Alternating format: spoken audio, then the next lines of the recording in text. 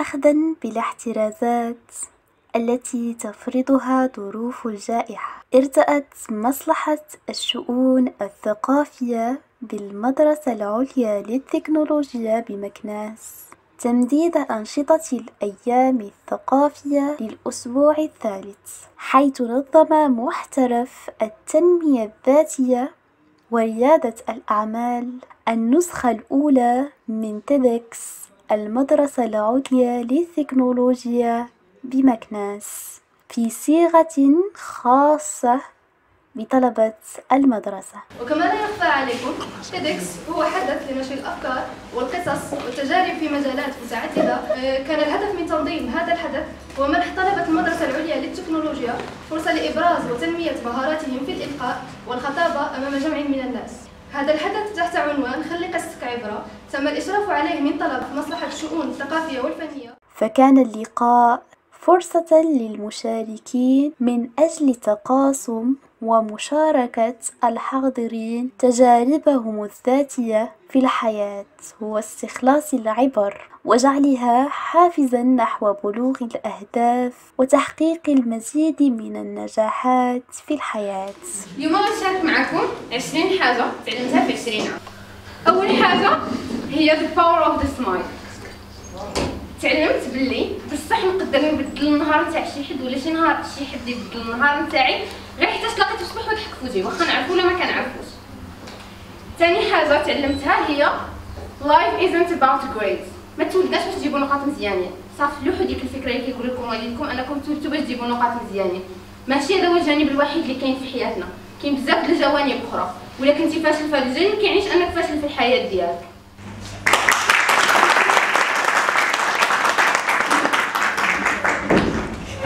لكي تستطيع أن تواجه هذه المشاكل الجسدية هناك 3 أشياء يجب أن تلغيها: عزة النفس، الكرامة، الاستقلالية.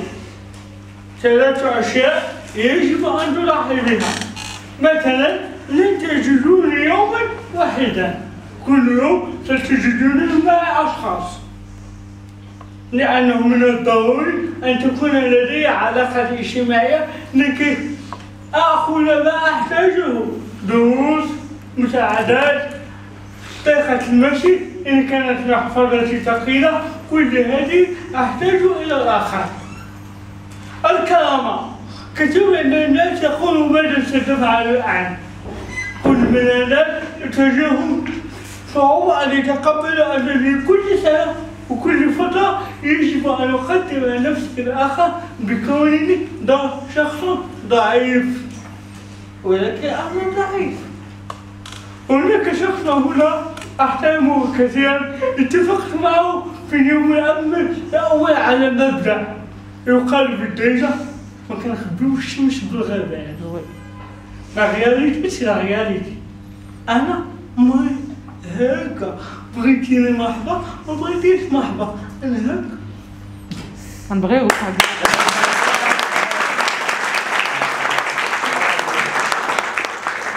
لكي أكون اليوم هنا لأنني أصبحت هنا.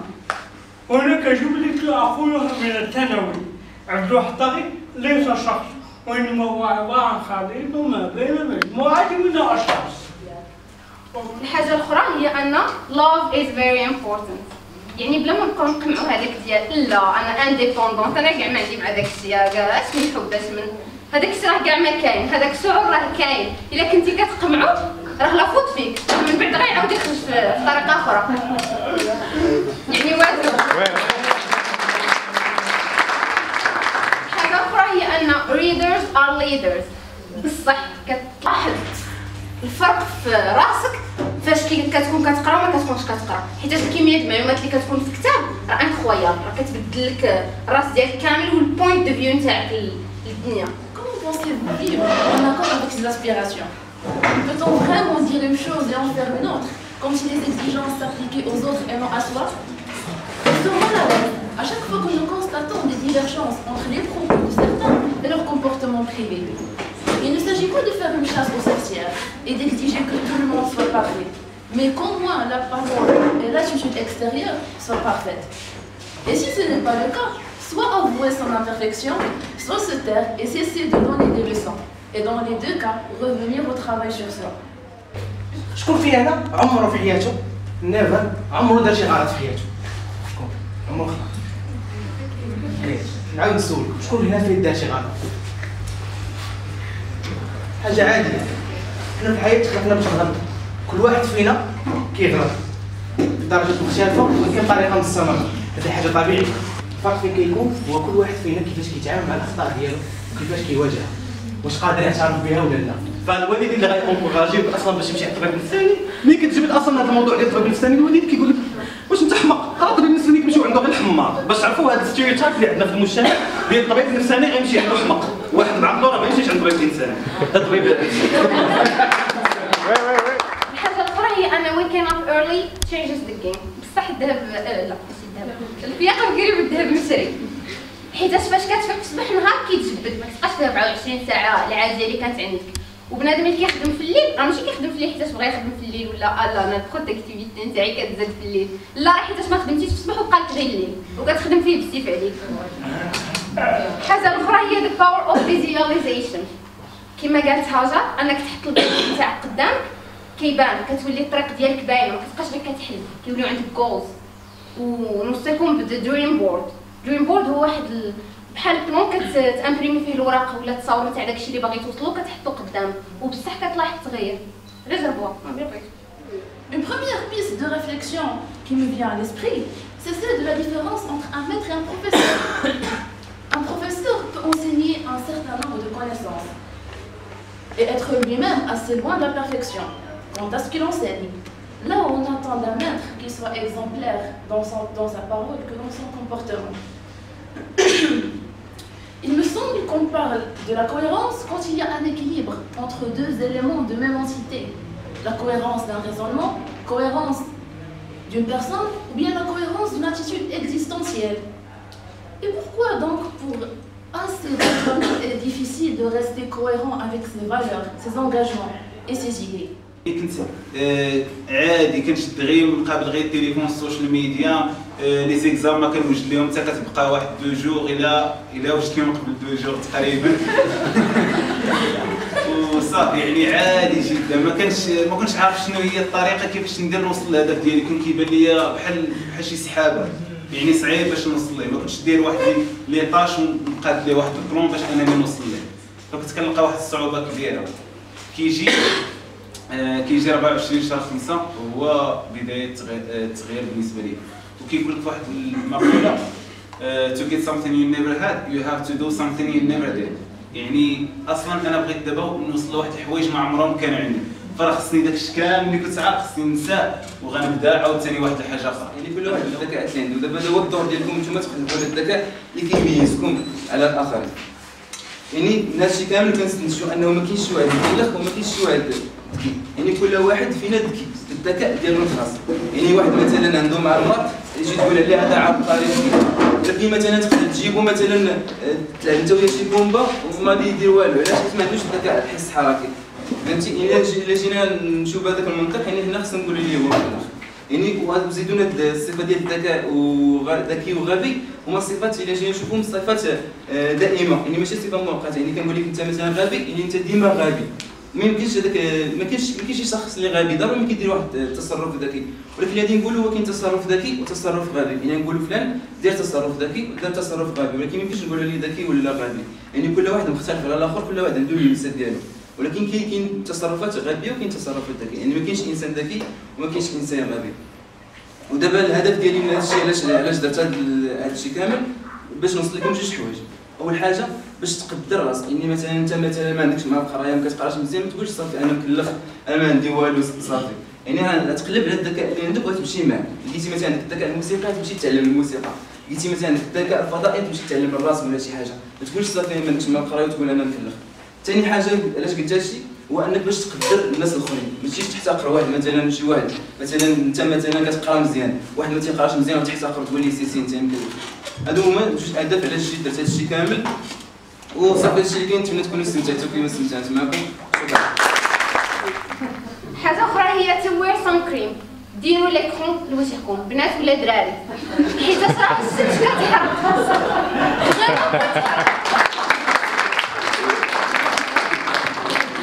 الحاجه الاخرى هي انني I control my happiness. ما اين وضع خايب فيه العائله ولا فريندز نتاعك ولا ما عرف شحال عندك من حاجه خصك تخلصها وشحال ديال الفروض، راه انت الوحيد اللي عندك القدره ديال انك تقول واش انا باغي نتغير ولا ما باغيش نتغير.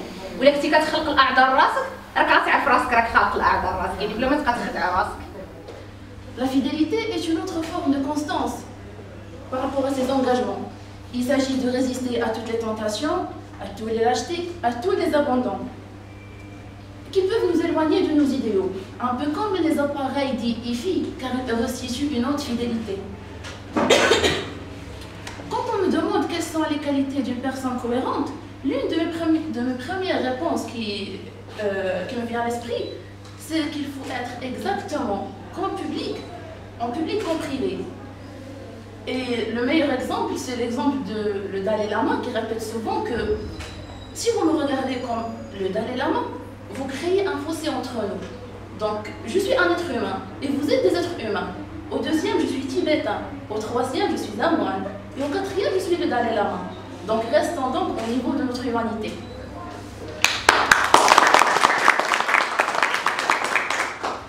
نبدا لكم بالنسخه القديمه ديالي اللي كانت نهار كامل ما كدير والو، غير التسكير، حتى شي حاجه ما كنديرها في نهاري ما كتنفعني حتى شي حاجه. المهم حتى مؤخرا فين قررت نبدل، ولكن ماشي غير هكا. لقيت بزاف الناس في حياتي اللي بدلوا لي وجهه النظر ديالي على شحال من حاجه، بدلوا لي المايند سيت ديالي ورجعوا بوزيتيف، وليت باغي ندير شحال من حاجه في حياتي ونتبدل. ولكن كيفاش؟ اول حاجه بديت بها هي حطيت اون ليست اللي حطيت فيها كاع الاهداف ديالي، كاع داكشي اللي باغي ندير، كاع داكشي اللي باغي نتعلم، كاع داكشي اللي باغي نبدل في راسي، كلشي حطيته في الليست وكحطيتهم قدامي. حيت كل ما حطيتي الاهداف ديالك قدامك كل صباح وكتشوف فيهم فاش كتفيق كيكون عندك واحد النظره واضحه على شنو بغيتي دير في نهارك. بديت بهذا ستيب 2 know your weaknesses and strengthen your weaknesses and take advantage of your strengths. شنو معناتها؟ كتعرف النقاط الضعف ديالك والنقاط ديال القوه ديالك، كتحاول انك تواجه دوك نقاط الضعف ديالك وانك تقويهم وتحاول انك تخدم عليهم. بحال مثلا عندك واحد الرهاب ديال الستيج، بحال مثلا انا كتوقف وكتحاول تواجه النقاط ديال القوه ديالك، كتحاول انك تاخذهم وتستغلهم لياتك المهمه. مثلا انا فاش جيت درت هذا الشيء وهي مرحله مهمه، جلست وقلت مع راسي شنو هي الحاجه اللي كتقويني. الحاجه اللي فيا انا زوينه هي انني عقلي خفيف، غير كنسول واخا غير واحد المجهود اللي هو صغير كنديرو كتخرج واحد النتيجه كبيره. ولكن المشكل اللي عندي هو انني ما كنعرفش ننظم افكاري، ما كنعرفش ننظم حياتي كاع بالمره. ولكن there was not step 2 organize your life. الحاجه اللي عاونتني بزاف جوغون هذا لو شونجمون هو انني حطيت واحد لو بلان، وليت كندير واحد النهار كندوزو تو دو ليست. كتعرفوا شنو هي تو دو ليست؟ يعني كتحط واحد لا ليست ديال شنو بغيتي دير في نهارك. بصح ما كنتبعهاش على ليتر حيتاش راه في البدايه كتكون واحد شويه صعيبه، ولكن كنحاول. كيف كنعرفوا جميع ان الانسان كيتبدل اولا كيتغير بمختلف الصدمات اللي كيعيشها في حياته بمختلف انواعها، وانا سكري هو واحد من هاد الصدمات اللي عشتها انا وبزاف ديال الناس. المهم كيف نسيت ما قلت لكم بلي القصه ديالي تحت عنوان لو ديابيت ني با ان اوبستاكل، يعني السكري ليس بعائق. المهم كيف كنعرفوا جميع ان الانسان اون فوا كيجي شي صدمه، كيجي شي شوك في حياته، كتجي شي مشكله، كيجيو بزاف ديال الحوايج، ممكن يدخل في اكتئاب، ممكن كتبقى تبان له الدنيا كحله، الحياه كحله، بزاف نتاع الحوايج. ولكن هذه فريمون بصح واحد المرحله كلنا كندوزو منها، ولكن يعني خصها تدوز، خصني نشجع ونوض ونقول صافي هذه المرحله راه خصها تدوز، ما خصهاش تبقى في حياتي كامله. والسكر يعني هو جوج الحوايج، سواء كيأثر عليك وكتدخل معاه وكتطيح وما كتعاودش تنوض، سواء كتصاحب معاه وكتعيش معاه حياتك كامله. Bonjour à tous, j'ai l'honneur d'être avec vous aujourd'hui pour partager mon expérience avec le don du sang. Donc pour vous, il y a واحد التجربة اللي تكون صغيرة، mais pour moi c'est une expérience qui va se graver dans ma mémoire tout au long de ma vie. الحاجة الأخرى هي أنك تلصق في الصلاة، ماشي تصلي مي تلصق في الصلاة، حيتاش فاش كتصلي تقدروا ديروا عام كامل مركز غير على الصلاة، ركز غير على الصلاة تصليها في وقتها غادي تبدل داكشي كامل بانسيابيه، بحال هي عندها يد خفيه على داكشي كامل الاخر. الحاجه الاخرى اللي تعلمت هي انني نفلاشي عقلي من الافكار اللي دازوا لي من المجتمع على 3 الحوايج اون: المارياج، الماني والساديزم. المارياج ماشي هو واحد البلاصه كيتجمعوا فيها جوج الناس كارهين بعضياتهم وصابرين غير على الاولاد، هذا راه كاع ما كاينه، راه عندك واحد الكونترول فيها. الا كنتي في هذيك لا سيتوياسيون ما عجبكش راه كتحمل المسؤوليه ديال انك في واحد لا سيتوياسيون اللي كتردك ميزيرابل، يعني بدل. الحاجه الثانيه هي الفلوس ماشي خايبين وماشي وسط الدنيا وماشي هما اللي كيردوا الناس خايبين وماشي فاش كيولد شي واحد كيولي خايب وطالع له هادشي ما كاينش، راه انت خايب اصلا وجاو فلوس غدا بانوا لنا فيك وصافي. القرايه ماشي اللي كيقراو مزيان هما اللي كيوليو دي انجينيور واطباء، تقدر تكون كتقرا مزيان وتبغي دير لا، يعني صافي دوزو داك الشيء، حنا في القرن 21.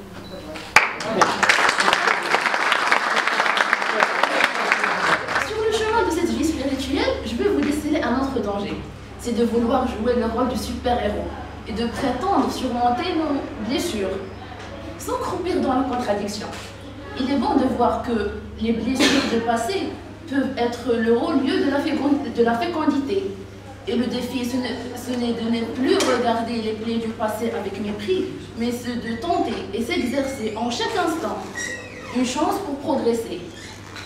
Tenter un peu de cohérence, c'est aussi faire du ménage, abandonner les préjugés, comme si on jetterait les habits trop usés, et être vrai. Être vrai, ce n'est pas toujours dire la vérité, bien toute la vérité, car cela peut créer de la souffrance. Et ce n'est pas aussi mentir pour cacher ses défauts et ses erreurs, ou pire, pour tromper par malice. La fidélité à soi exige qu'on soit conforme à sa propre éthique, à sa nature profonde. Mais cela ne veut pas dire qu'il faut suivre une règle ou un dogme immuable. واحد النهار جبت واحد الفرد 10/10 في الابتدائي الثالثه، شديت ديك الورقه نورمالمون كيقول لك الاستاذ ديال الولي الامر ديالك غادي يسني لك فيها المهم الام ديالك ولا الاب ديالك يسنيها لك. الا كنتي جبتي قل من 5 راه كتسني انت كنتي جبتي راه الاب ديالك كتدير بالعمليه وتحطاني قدام وجهك. انا غادي انا راه فرحان حاطه راه شاده ما متيقش بدايه حاطه فوق الطبله ديال الثلاجه كنتسناو. عقلت باقي تخبيت من ورا واحد البيت بحال راه ما على باليش انا كنتسنى الاب ديالي يجي، ما نعرف شكون اللي جا قال الاب ديالي ورا لي الرابور الام ديالي ولا الاخت وراتها لي بحال هكا قالت لي غادي تسني لي خصك تسني لواحد الدرجه ب 10/10 واخا واش دار الاب ديالي بحال هكا باقي عاقل على الرد ديال في عدو شكل بحال هكا دار بحال هكا. ديك اللحظه النفسيه ديالي تاثرت لواحد الدرجه ما كنتصورش، ولكن حسيت بها بان المهم تاثرت ب 10%. لحقاش كاين واحد السبب ثاني هو اللي خلاني النفسيه ديالي تاثر بزاف.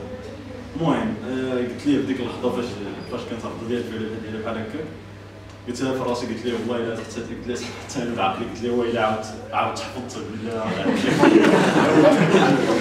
طبيعه الحال الهضره قلتها بعقلي قلت لها قال ممكن هو غادي يبدا يعاود هذه القصه هذيك دازتني كورونا، شي حاجه اللي صعيبه بزاف على الناس. انا اصلا المناعه عندي ما كايناش، حيت محيده حلاق على 4 سنين وحتى بالسكر يعني، ولكني تغلبت على كورونا الحمد لله. يعني التنفس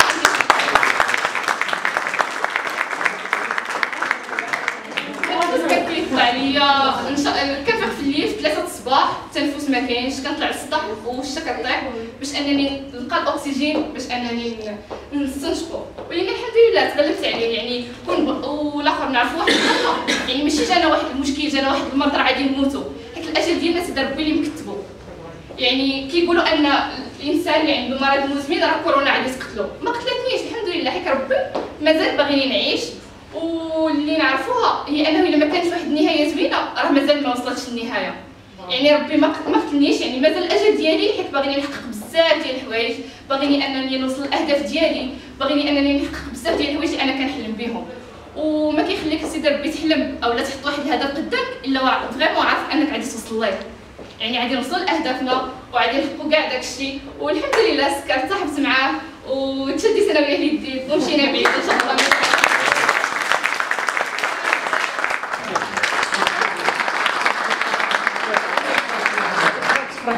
theory of loneliness.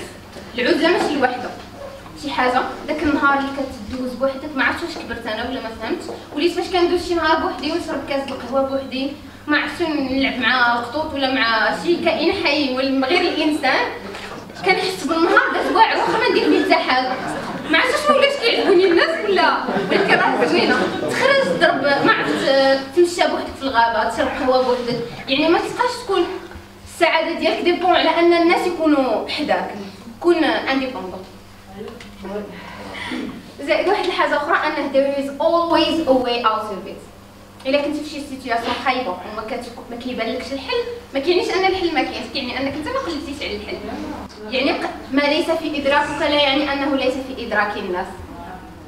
Il faut aussi prendre en compte que la souffrance peut avoir des conséquences heureuses ou malheureuses sur l'autrui. Par exemple, si je précipite pour raconter à quelqu'un que sa femme ou son mari le trompe, sans doute je dis toute la vérité. Mais sans doute, je trahis aussi mon idéal de bienveillance et par la même occasion ma nature profonde. Le don de sens, c'est une expérience vraiment qui est riche, qui place les donneurs et les receveurs au cœur d'une dynamique de partage incroyable. Donc c'est un acte qui est vraiment plein de solidarité, de citoyen. Donc vous croyez qu'une petite figure va vous faire peur, mais pas du tout compliqué, c'est du contraire. À mes yeux, je vois que l'altruisme réside dans l'attention prêtée aux besoins d'autrui et dans l'action pour les aider. Il se situe en amont avec la souffrance. Pas besoin d'attendre que l'autre personne souffre pour lui faire du bien. Il suffit que l'on a besoin. Et cette attitude s'exerce sans attente particulière de réciprocité ou de reconnaissance ou de bénéfice. Même si l'existence, avec ses bénéfices et le fait que nous les apprécions, ne disqualifie pas l'altruisme et ne les contamine pas, mais autant que possible, il ne faut pas que ce soit notre motivation première. حاجة أخرى أنك take care of your privacy. أنا في نظري الخصوصية هي واحد الحق اللي كنتهكوه علنا، ممكن يجينا لا تسألني بالضمير لا حتى حاجة، أنا نجي الآخر ونجي الآخر أنت ما دير وأنت ما ديرش، ولكن أنا ملي تجيني حتى واحدة. privacy هي واحد الحاجة مقدسة. إلا كنتي فريند مع شي واحد ماشي ضروري تعرف كلشي عليه، ماشي كلشي خصو يعرف كلشي عليك، يعني بصح ديك القدسية ديالها حافظ عليها، حيتاش غتنفعك من بعد. To take out the bad energy by your own. هاد 5 سنين هادي الاخرى ولا فيما كيطلع لي الدم كنمشي نضربها بجري، صافي وندوشو سالينا.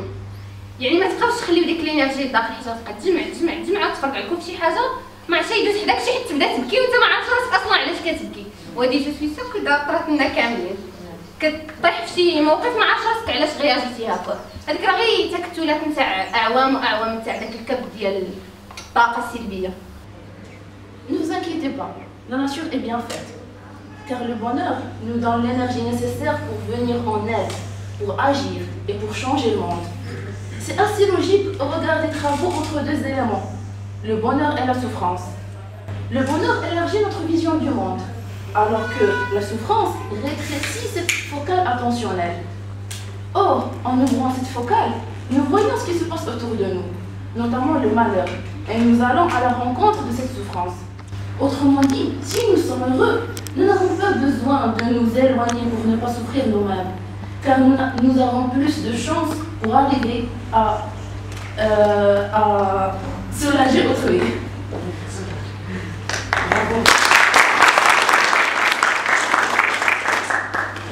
Par exemple, أنا عطيت الدم وهذا دونك لا كونتيتي ديال غادي نعطي الدم غادي يبقى لي والو أنا في لو كور ديالي، مي نو سي لو كونترير، حنا عندنا واحد لا كونتيتي سي 5 لتر ما غاديش تأثر والو على الذات ديالنا، دونك هما تياخدو غير 420 مليلتر بريسك هكاك، دونك ما كاين لاش تخلعوا، ما كاين لاش ديروا حتى شي حاجه، سي اون اكسبيريونس كي فريمون فورميدابل اي ميرسي وشكرا لكم، شكرا.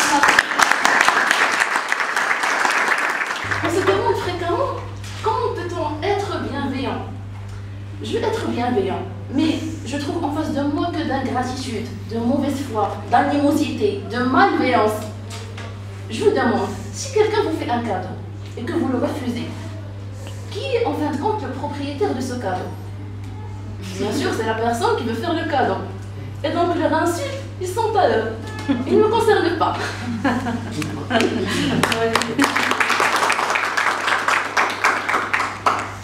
حاجه اخرى هي انني ندير الفيديو على راسي بزاف. ما كنعنيش انني نسمعها كنسنابي، كنعني ان واحد لو بو مومون نصورو نحط التليفون ونعيش في هذاك لو مومون، حيت من بعد هذوك لي فيديو فاش غتجمعهم غتفرح وغتعاود تحس بنفس الفرحه اللي حسيتي فاش عشتيهم. حاجه اخرى هي انك to face your feelings.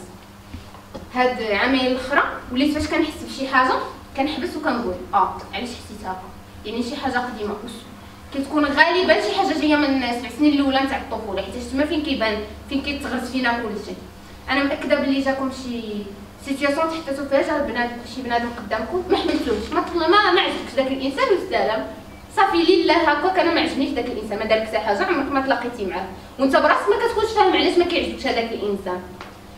علاش هذاك لو سونتيمون كيخرج؟ حيت هذاك الانسان كيكونوا فيه دي كاركتيرستيك اللي كانوا في شي واحد قديم دار لك شي حاجه تكبتات هذيك الحاجه وخرجت في هذاك الانسان اللي ما عنده تالي.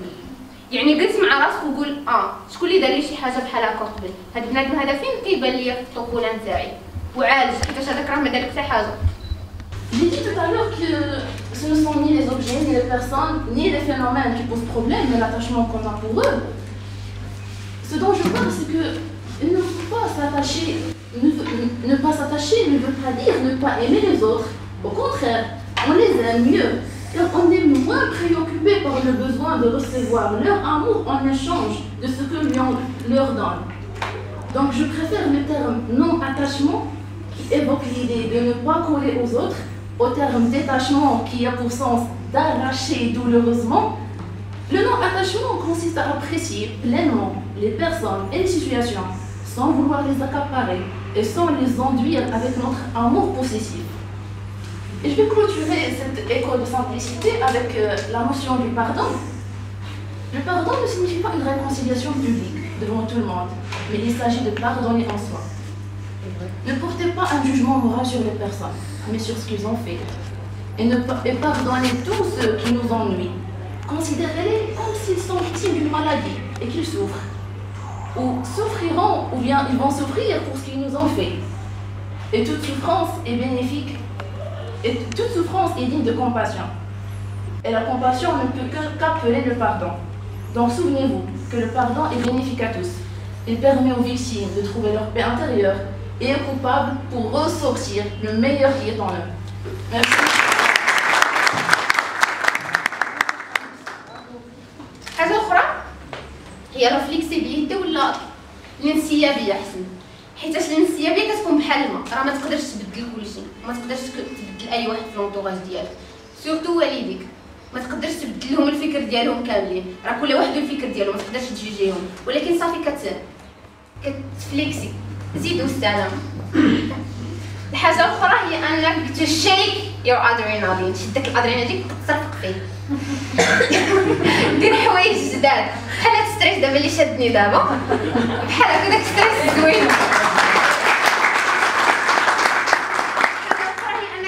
ماما فاش تقول لك بلي شي انسان ما مزيانش، فاش تقول لك ما مزيانش صافي تقدر تعيط له قول له ماما قالت لي انت ما مزيانش، راه غادير لي شي حاجه في المستقبل واخا انت راه مازال ما عرفتيهاش، ولكن صافي ما تعاودش تهضر معاه.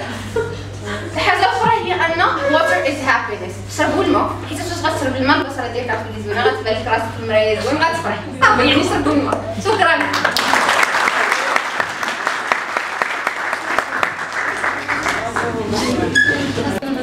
كنا اليوم في النسخه الاولى ديال تيدكس في المدرسه العليا للتكنولوجيا بمكناس، واللي حكينا فيها اللي كان الكونسيبت ديالها هو خلي قصتك عبره، واللي فريمون كان بزاف ديال الناس اللي عاودوا القصص ديالهم وخدينا منهم العبر، وكنتمنى يكونوا بزاف ديال الحوايج بحال هكا في هذه المدرسه ديالنا اللي نفتخروا بها. سلام، انا جيت فخوره انني مشاركه اليوم في تيدكس، فريمون شي واحد التجربه اللي هي زوينه بزاف، وجيت فخوره انني شاركت القصه ديالي مع لي زامي ديالي، وجيسبر انني نكون القصه ديالي يكونوا خداو منها عبره، وجيت فخوره انني سكريه يعني حلوه وجيت فخوره بانني دزت اليوم وقدمت القصه ديالي وكنت اليوم معكم كاملين، وفريمون تجربه زوينه. شكرا. التجربه ديال تيدكس كانت بالنسبه لي واحد التجربه اللي صراحه واعره بزاف، استفدت فيها بزاف ديال الحوايج، سمعت القصص ديال الناس اللي خلاوني نراجع راسي ونعرف بزاف ديال الحوايج اللي خصني ندير. شاركت انا التجربه ديالي اللي كانت صراحه زوينه بالنسبه ليا واستفدوا منها الناس، وصراحه نتمناو تكون تيدكس المره الثانيه، وشكرا بزاف. شاركت في التجربه ديال تيدكس. شنو هما الحوايج ال20 اللي تعلمتهم في 20 عام كامله؟ نتمنى ان نكون الميساج ديالي وصل، نكون فدت لي زامي ديالي بشي حاجه، زائد انها كانت احسن تجربه دوزتها في اخر 6 شهور. شكرا.